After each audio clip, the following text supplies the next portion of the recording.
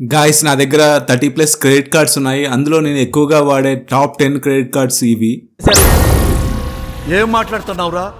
నరాలు కట్ అయిపోయింది. నేను ఎందుకు నా దగ్గర ఉన్న క్రెడిట్ కార్డ్స్ గురించి చెప్తున్నానంటే నా దగ్గర ఈవెన్ 30 క్రెడిట్ కార్డ్స్ ఉన్నా కానీ నేను వాటిని మేనేజ్ చేయగలుగుతున్నాను. నాకు క్రెడిట్ కార్డ్స్ మేనేజ్ చేసే కెపాసిటీ ఉంది కాబట్టి నేను వాడచ్చు. చాలా మంది అనవసరంగా క్రెడిట్ కార్డ్ తీసుకుంటారు, దానివల్ల ఎన్నో పెద్ద మిస్టేక్స్ అనేవి చేస్తుంటారు. ఈ వీడియోలో క్రెడిట్ కార్డ్స్ వలన వచ్చే ప్రాబ్లమ్స్, వాటిని ఎలా క్లోజ్ చేయాలి అనే విషయం గురించి తెలుసుకుందాం. చాలా మంది క్రెడిట్ కార్డ్స్ తీసుకుంటారు కానీ వాటిని ఎలా వాడాలో వాళ్ళకి తెలియదు.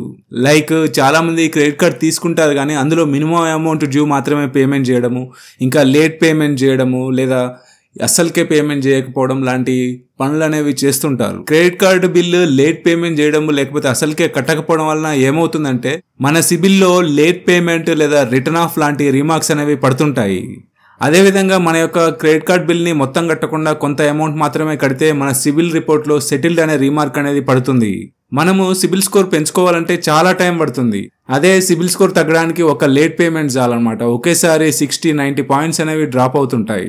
క్రెడిట్ కార్డ్ బిల్లు కట్టకపోవడం వలన ఏమవుతుందంటే దాని మీద late payment fee, interest charges, ఇలా రకరకాల ఛార్జెస్ పడుతూ ఆ బిల్ అనేది చాలా ఎక్కువ అవుతుంది. ఈవెన్ డబల్ కూడా అయ్యే ఛాన్స్ అనేది ఉంటుంది.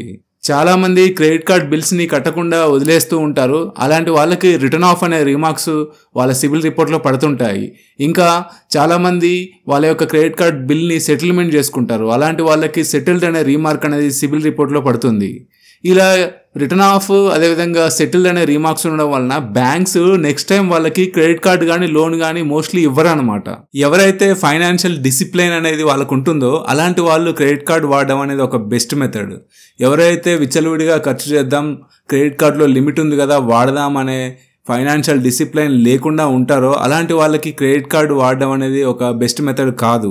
ఇంకొకటి, జనరల్గా అందరు ఫేస్ చేసే ప్రాబ్లం ఏంటంటే వాళ్ళకి తెలియకుండానే కొన్నిసార్లు క్రెడిట్ కార్డు అప్లై చేస్తుంటారు, వాళ్ళకి క్రెడిట్ కార్డ్స్ వస్తుంటాయి.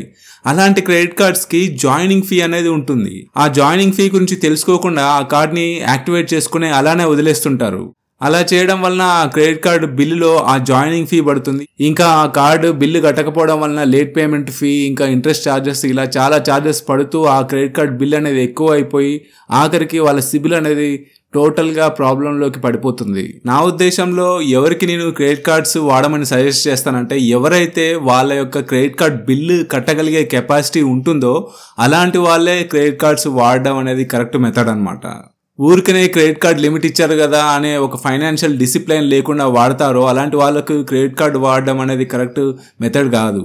సో అలాంటి వాళ్ళు క్రెడిట్ కార్డ్ని వెంటనే క్లోజ్ చేసుకోవడం అనేది ఒక బెస్ట్ ఆప్షన్ అనమాట. క్రెడిట్ కార్డ్ని క్లోజ్ చేసుకోవడానికి మెయిన్గా 4 మెథడ్స్ ఉన్నాయి. ఫస్ట్ వన్ వచ్చేసి మీరు కస్టమర్ కేర్కి కాల్ చేసి వాళ్ళని రిక్వెస్ట్ చేయొచ్చు మీ యొక్క క్రెడిట్ కార్డ్ని క్లోజ్ చేయమని. వాళ్ళు మీ యొక్క రిక్వెస్ట్ని తీసుకొని రేజ్ చేస్తుంటారు మీ క్రెడిట్ కార్డ్ క్లోజర్ ప్రాసెస్. వాళ్ళు రిక్వెస్ట్ రేజ్ చేసిన తర్వాతకి 7 వర్కింగ్ డేస్లో మీ కార్డ్ అనేది క్లోజ్ అయిపోతుంది. సెకండ్ వే వచ్చేసి బ్యాంక్కి ఈమెయిల్ చేయడం. మీరు మీ యొక్క క్రెడిట్ కార్డ్ లాస్ట్ 4 డిజిట్స్ని ఎంటర్ చేస్తూ మీ యొక్క ఈమెయిల్లో మీ కార్డ్ని క్లోజ్ చేయమని బ్యాంక్కి రిక్వెస్ట్ చేయండి. వాళ్ళు ఆ రిక్వెస్ట్ని తీసుకొని 7 వర్కింగ్ డేస్లో మీ కార్డ్ని క్లోజ్ చేస్తారు. ఇంకా థర్డ్ వే వచ్చేసి మీరు మీ యొక్క క్రెడిట్ కార్డు మొబైల్ యాప్లోకి వెళ్ళి మీరు మీ యొక్క కార్డ్ క్లోజర్ రిక్వెస్ట్ని ప్లేస్ చేయొచ్చు.